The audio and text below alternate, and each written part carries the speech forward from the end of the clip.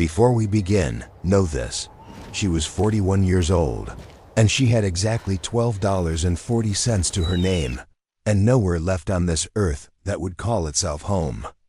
It was her husband's own brother, Garrett Vane, who put her out onto the road not 3 weeks after the funeral, claiming the house and the workshop and every bolt of cloth inside it belonged to the family name and not to a widow with no children to inherit through. She walked from Cheyenne with a carpetbag and a Bible and little else. And when she reached the dust-blown town of Ashwood Hollow, Wyoming Territory, in the autumn of 1888, she had only enough coin left to eat for a week or to gamble on something foolish. She chose the foolish thing. At the estate auction of a dead man nobody in town would speak kindly of, she paid $3 for a locked cedar trunk nobody else wanted. Water-stained and iron-banded, its key long lost. Sold as scrap because the auctioneer wanted it gone before dark. She did not know, as she dragged it through the mud behind a borrowed mule cart, that inside that trunk slept a secret that would unmake a powerful family's good name, restore land stolen from a dozen honest households, and give a forgotten woman back the one thing poverty cannot buy, a place where she belonged. Settle in, and let us tell you the story of Odessa Vane, if you are watching this from a town that time seems to have forgotten, or from a place where you have ever felt cast aside and unwanted. Tell us in the comments. We would love to know where you are watching from tonight. Odessa Vane had not always been a woman without a household to call her own. She was born in 1847 in a small river town in Missouri, the third daughter of a cabinet maker named Thomas Reyes and a quilter named Anne. And from her earliest memory, she recalled the particular hush of her mother's sewing room in the evenings, the oil lamp burning low and gold, the soft percussive click of the needle finding cloth, and her mother's voice explaining, patiently, that a seam sewn crooked in secret would always show itself crooked in the end, no matter how fine the fabric hiding it. It was a lesson meant for hemlines, but Anne Reyes had a way of making it sound like scripture, and Odessa carried it with her the way other children carried nursery rhymes. Her mother taught her to read a garment the way a scholar reads a page, to see, in the wear at an elbow or the mend at a collar, the whole quiet history of the person who had worn it. By 12, Odessa could turn a man's worn coat into a boy's Sunday best without a seam showing. By 16, she was taking in piecework from 3 families in town, and the money she earned, small as it was, she folded into an old tin and kept for herself, because her father had always told her that a woman with a trade and a little put by was a woman who could never be entirely owned by circumstance. It was, in its way, a radical thing to teach a daughter in that century, and she never forgot it. She married young, at 19, to a gentle, unambitious young farmer named Jacob Vane, who did not mind that his wife earned more some months than he did from the wheat, and who used to say, laughing, that he had married the finest tailor west of St. Louis and gotten a wife for free besides. They had no children, a grief they carried quietly and without bitterness toward one another, and instead poured their affection into the small rented farm they worked together for 2 decades, moving twice, first to Kansas, then finally to a modest house outside Cheyenne where Jacob's older brother, Garrett, had already established himself as a man of some standing, a dry goods merchant with ambitions toward the town council. Garrett had never much liked Odessa. He thought his brother had married beneath the family's rising fortunes, a woman who worked with her hands for money like a common laborer instead of comporting herself like the wife of a man with prospects, and he made no particular secret of this opinion at dinners and holidays over the years, though Jacob always waved it off as his brother's pride talking and nothing more. Odessa learned to endure it the way she endured a badly cut pattern, by working around the flaw rather than fighting it outright, because Jacob was happy and because she had built, in her sewing room in the back of their little house, a small and steady trade of her own, mending for the ranch hands, gowns for the modest but respectable women of the county, a reputation slowly stitched together, thread by thread, appointment by appointment, for work that was honest and fine and fairly priced. It was not wealth. It was something better in her eyes. It was standing. A woman known for her hands could always eat, could always find a place, no matter what else went wrong around her. What went wrong in the end was sudden and merciless in the way illness so often is. Jacob fell sick in the deep cold of the winter of 1887 with a fever that the doctor called pneumonia, and that Odessa, in her private grief, simply called cruelty. And within 11 days he was gone, 40 years old. And Odessa was a widow with no children, and she discovered with a slow, sick unfolding horror in the weeks that followed no legal claim whatsoever to the small house they had shared. The land had been purchased years before, in Jacob's name alone, at Garrett's insistence, back when Garrett had lent them the money for it and structured the papers. He said, to keep things simple. Simple, it turned out, meant that upon Jacob's death without children, the property reverted by the terms of that old loan agreement to Garrett himself, who did not wait even a full season of mourning before informing Odessa, not unkindly in tone but with an iron finality in the words, that she would need to make other arrangements. He offered her, as if it were generosity, a small sum to be gone by spring. She took it, because pride does not fill a stomach, and she left with her sewing basket, her mother's old shears, a Bible, a carpet bag of clothing, and $12.40. Riding west on whatever coach and wagon would carry a solitary woman of 41 years toward whatever town might have work for a set of steady hands. She told herself, climbing down at last into the dust and wind of Ashwood Hollow, that she had rebuilt a life from nothing once already, in a manner of speaking, when she was 16 with a tin box of piecework money, and that she could summon whatever was left of that same stubbornness now. She did not yet know how badly that stubbornness was about to be tested, nor how strangely and completely it would be rewarded. Ashwood Hollow was a town built, like so many in that country, on the fortune of one man who had arrived early and claimed more than his share of what the land had to give. That man was Silas Mercer, dead some 4 years by the time Odessa arrived. A former cattle baron and self-appointed town father whose name was stamped on the bank, the schoolhouse cornerstone, and the largest house on the ridge above the creek, a handsome, brooding place of dark timber and tall windows that had sat shuttered and half forgotten since his passing while his estate wound its slow way through probate. It was the contents of that house, furniture, tools, trunks, the detritus of a life lived large and, as Odessa would come to learn, not entirely honestly, that were being auctioned off piece by piece on the cold October afternoon. She walked into town with her carpet bag and her $12. She had gone to the auction not to buy anything, at first,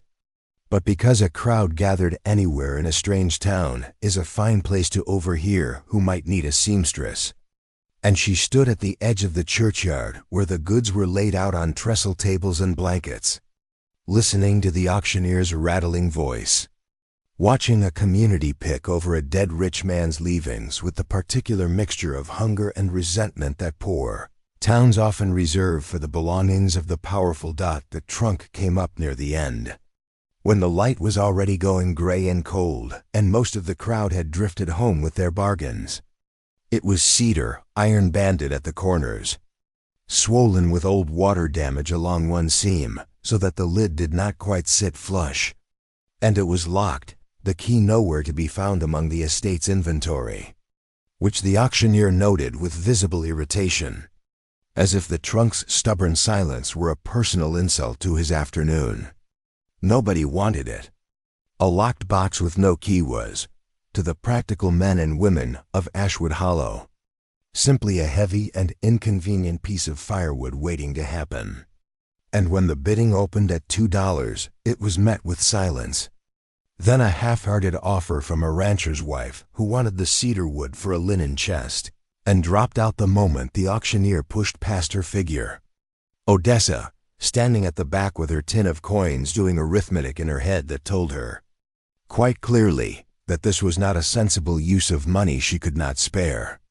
heard her own voice offer $3 before she had entirely decided to speak. She could not, afterward, explain it fully except to say that something about the trunk stubborn.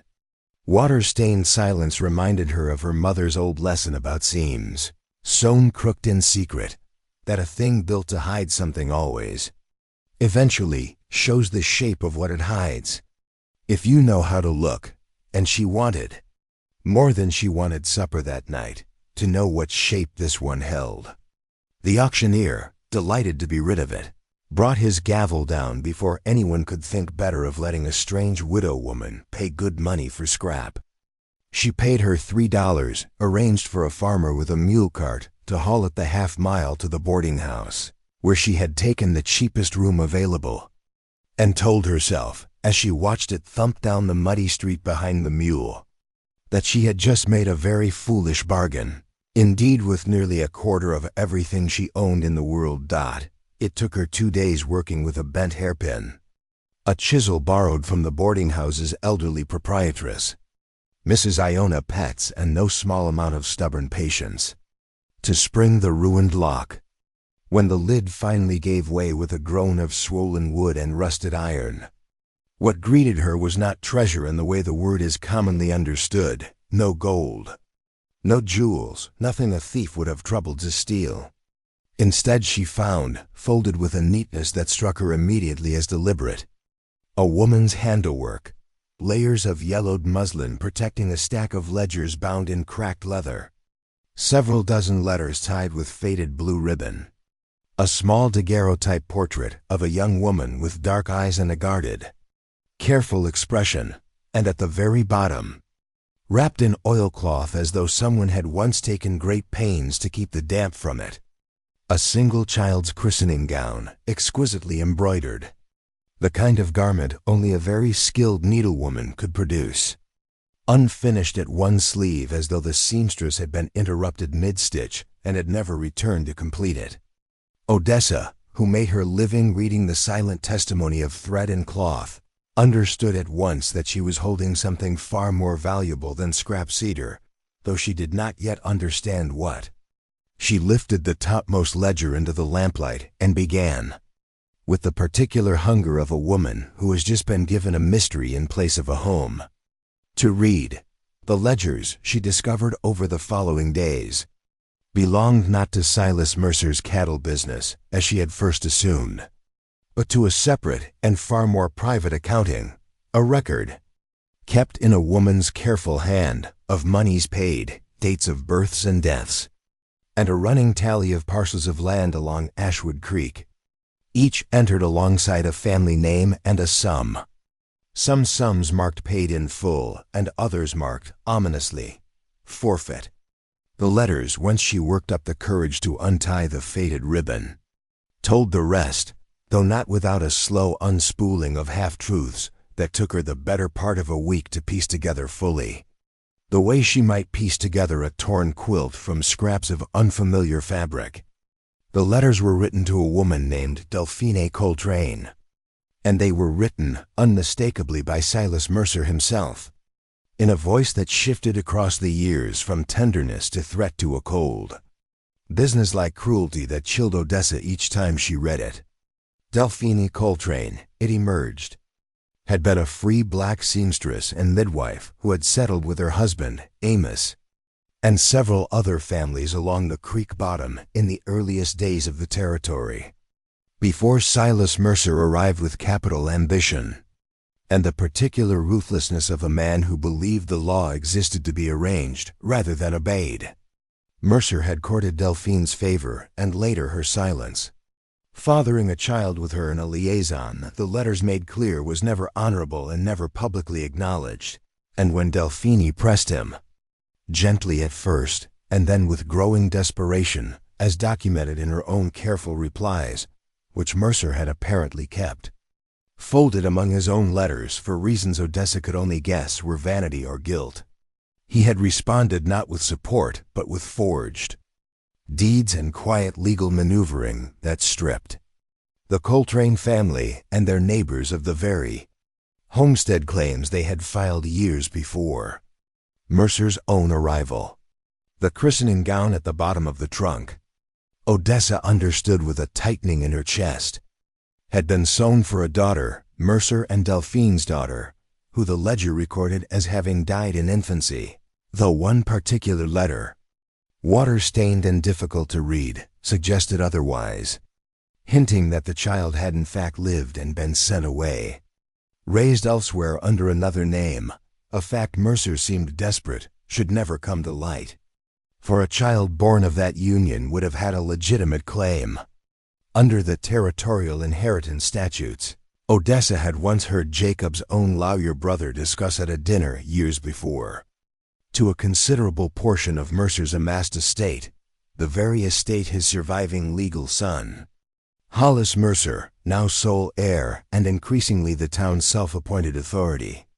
had spent 4 years quietly consolidating into his own name. It was this last realization that turned Odessa's private curiosity into something with real and dangerous weight. She was no longer simply a woman who had stumbled upon an old scandal moldering in a dead man's trunk. She was, whether she wished it or not, the sole keeper of documents that could unravel the legitimacy of Hollis Mercer's inheritance, restore land claims to a dozen families who even now scraped a hard living on marginal ground while the fertile creek bottom Mercer's father had stolen from them sat fenced and unused behind Mercer wire, and expose a shame the town's most powerful family had spent a generation burying as deep as a locked trunk with no key. She thought, at first, of simply going to the county land office with her findings, but a cautious word from Mrs. Petts, who had lived in Ashwood Hollow since before the Mercers arrived, and who remembered the Coltrane family's sudden and never-explained departure from the creek bottom some 20 years before, warned her that the land office clerk was Hollis Mercer's cousin, and that a stranger arriving with old paper accusing the town's most powerful family of fraud would very likely find herself run out of town. Or worse, long before any judge in the territory ever laid eyes on the ledgers. Odessa understood, turning the delicate old pages over in her lamplit room at night, that she needed more than paper. She needed people who remembered, people who had lived the wrong done to them, and she needed, above all, to find whether the daughter mentioned so carefully in that one water-stained letter was still alive somewhere to claim what was rightfully hers, because Odessa had decided, sitting alone with her needle and her tin of coins and her $3 trunk, that whatever else came of this discovery, it would not end with her own enrichment. She had been cast out of one home for want of a paper claim on land she had every moral right to. She would not build her own fortune on the back of the same cruelty done to someone else. It did not take Hollis Mercer long to learn that the widow who had bought his late father's water-damaged trunk at auction had also begun asking careful questions around town about a family named Coltrane. Ashwood Hollow was small, and word traveled through it the way water finds every low place in a field. And within a fortnight Odessa found herself the subject of a visit from Mercer himself, a broad, well-dressed man in his 30s with his father's same watchful eyes and a smile that did not reach them, who came to the boarding house under the pretense of welcoming a new seamstress to town and stayed to inquire, with elaborate casualness, whether she had found anything of interest among the old family effects she had purchased. Odessa, who had spent 2 decades reading the true shape of things beneath a deceptive surface, answered him with the same careful evasiveness she might use on a customer haggling over the price of good cloth, and told him only that she had found some old papers not worth much to anyone but a curious woman with time on her hands. He did not believe her. She could tell by the particular stillness that came over him. And within days the pressure began in earnest. Her landlady was quietly warned that renting to Odessa might jeopardize the boarding house's standing with the bank. which Mercer's family still substantially controlled. A woman who had commissioned a wedding dress suddenly canceled the order without explanation. And one evening a man Odessa did not recognize, sent, she had little doubt, on Mercer's business, offered her $50, a fortune to a woman in her circumstances, for the trunk and everything in it, no questions asked. An offer that told her more plainly than any confession could have that she held something Hollis Mercer feared very badly indeed, that she refused the money, though her hands shook doing it, because $50 would have solved every practical difficulty she faced, and she knew it. And that night, alone in her small rented room with the ledgers spread before her like a quilt half finished, she nearly lost her nerve entirely, wondering whether an old widow with no standing in this town and no money for a lawyer had any business at all trying to right a wrong 2 decades old against a family, with the bank and the land office and half the county council in its pocket. It was Mrs. Petz, of all people, who steadied her, sitting up with her past midnight over cold coffee and reminding her, in the plain voice of a woman who had buried 2 husbands and outlived every storm this territory had thrown at her, that the Coltrane family had not vanished into nothing, that Amos Coltrane's younger brother, a blacksmith named Reuben, had resettled some 30 miles south in the town of Larkin's Ford after the family was driven off the creek, and that if anyone alive still carried the truth of what had happened to Delphine and her daughter, it would be him. Odessa spent the last of her scant savings on a seat on the mail coach south, carrying the trunk's contents wrapped carefully in the very muslin that had protected them for 20 years, and found Reuben Coltrane, now a gray-bearded man of 60 with his brother's same steady eyes, working still at his forge, when she showed him the ledgers and the letters and, last of all, the small daguerreotype of Delphine. The old man wept without shame right there in the smoke and heat of his shop, and told her the rest of the story the papers alone could not, that Delphine had indeed borne a daughter to Silas Mercer, a girl named Ruth, and that when Mercer's threats grew too dangerous to ignore, Delphine had sent the infant away to be raised by cousins in Nebraska under the Coltrane name rather than risk the child growing up shadowed by a scandal that could destroy her, and that Delphine herself had died, broken-hearted and land-poor, within 5 years of leaving the creek bottom, never speaking Silas Mercer's name again except in private grief to her brother-in-law, who had never forgotten and never forgiven, and who had, in fact, kept a single faded photograph of Ruth as a young woman, sent to him some years back from Nebraska, that he now placed trembling in Odessa's hand, and the resemblance to the dark, careful eyes of the young woman in Mercer's own hidden daguerreotype was unmistakable, armed now not merely with old paper, but with a living witness and the beginnings of a trail to Ruth Coltrane herself. Odessa returned to Ashwood Hollow with a resolve that had hardened into something unshakable, and she went first, not to the corrupted land office, but to the territorial circuit judge who was due to hold court in the county seat within the month, a stern, incorruptible old jurist named Judge Elias Bramwell, who had, Mrs. Petz assured her, no love whatsoever for Hollis Mercer's family after a dispute years before over grazing rights that Mercer's father had settled in his own favor through means the judge had always privately suspected were crooked. Odessa laid the ledgers and letters before him without embellishment, letting the documents speak in their own plain, damning language, and the judge, poring over Delphine Coltrane's careful accounting and Silas Mercer's own incriminating hand, agreed at once to summon a formal inquiry into the original homestead claims along the creek bottom. Word of the coming inquiry spread through Ashwood Hollow like grass fire in dry August, and Hollis Mercer, cornered at last, did what cornered men of his particular breed often do. He came to Odessa one final time, not with threats now, but with a wounded, injured dignity, accusing her of trying to destroy a good family's name over papers she could not possibly understand, and offering, in a last desperate bargain, to quietly settle a generous sum on her, and on the Coltranes too, if it would buy their silence.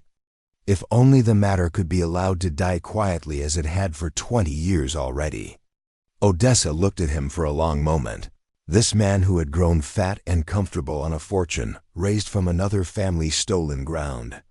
and told him, in the same steady voice she used to tell a customer, that a garment simply could not be salvaged, that some seams, once you have seen the crooked stitching beneath them, cannot honestly be sewn back over, and that the truth was no longer hers alone to bury, whatever price he offered for it. The inquiry, when it convened, unfolded over 3 long days in the county courthouse, with half the town crowded onto the benches to watch, and it confirmed, methodically and beyond any reasonable dispute, everything the trunk had held: that Silas Mercer had forged and altered filing dates on the original Coltrane and neighboring homestead claims to move his own boundary lines over fertile creek-bottom ground that was never rightfully his, that he had used threats and, in at least one documented instance, an arranged fire to drive off a family too poor and too powerless to fight him in court, and that he had, in his private correspondence, all but confessed to fathering and then abandoning a daughter whose existence, under the territory's own inheritance law, entitled her to a full half share of whatever estate Hollis Mercer had spent 4 years believing was entirely his. Judge Bramwell's ruling, delivered on a cold, bright morning in early winter, restored the disputed creek-bottom acreage to the surviving Coltrane relations and the other displaced families or their heirs, voided the fraudulent deeds outright, and ordered the estate divided according to law once Ruth Coltrane, who Odessa had by then located through a letter to the Nebraska cousins and who arrived by train just in time to hear her mother's long, hidden story spoken aloud at last in open court, could be formally recognized as Silas Mercer's legitimate daughter. Hollis Mercer, stripped of half his inheritance and, more painfully to a man of his particular vanity, stripped of the unquestioned respectability his family name had always bought him in Ashwood Hollow, left the courthouse that day a visibly smaller man than he had entered it, and within a year, unable to bear the town's altered gaze, he sold what remained of his holdings and moved east, leaving Ashwood Hollow for the first time in its history, without a Mercer standing over it. Odessa Vane took no payment for what she had done, though Judge Bramwell, and later Ruth Coltrane herself, weeping and grateful, tried more than once to press some portion of the recovered estate upon her. She accepted only what the newly restored Coltrane families and their neighbors offered freely and gladly in the months that followed: commissions, referrals, the steady, ordinary work of a seamstress building a trade in a town that had come almost overnight. To regard her not as a strange widow who had wasted $3 on a locked box of scrap, but as the quiet, steady hand that had returned a wronged family's land and a lost daughter's name to her at the very same table. She opened, within the year, a proper little shop on Ashwood Hollow's main street, with a hand-lettered sign and a window full of fine, honest work, and Reuben Coltrane, moved by more than gratitude, forged for her as a gift a new set of iron hinges and a lock for the old cedar trunk, which she kept ever afterward at the foot of her workbench, not as a curiosity, but as a reminder, the way her mother's old lesson had always been a reminder, that a seam sewn crooked in secret always shows its shape to a patient enough eye. And so we come back, as we promised, to where we began, to a 41-year-old widow standing in the mud with $12.40 and a trunk nobody else wanted, because it is worth saying plainly what that trunk truly was. It was never scrap. It was never merely wood and rusted iron. It was the last careful accounting of a woman named Delphine Coltrane, kept safe by a guilty man's own hand for 20 years, waiting only for someone with the patience to read cloth and paper alike for their hidden truth to come along and set it right. Odessa Vane did not restore that family's land because she was owed anything for it. She did it because she understood, better than most, what it costs a person to be told the ground beneath them was never truly theirs, and she chose, with the very same needle and thread had once saved her from ruin as a girl of 16, to mend a tear far older and far deeper than any garment she had ever sewn. Thank you, truly, for spending this quiet hour with Odessa Vane and the story hidden inside her $3 trunk. If her patience and her stubborn decency moved you tonight, we would be so grateful if you would share this story with someone who needs a little reminder that overlooked things and overlooked people often hold more worth than the world is willing to admit at first glance. We would love to hear from you before you go. What is a time you found real value in something or someone that everyone else had already written off? Tell us in the comments below. We read everyone. Until next time, stay close, *.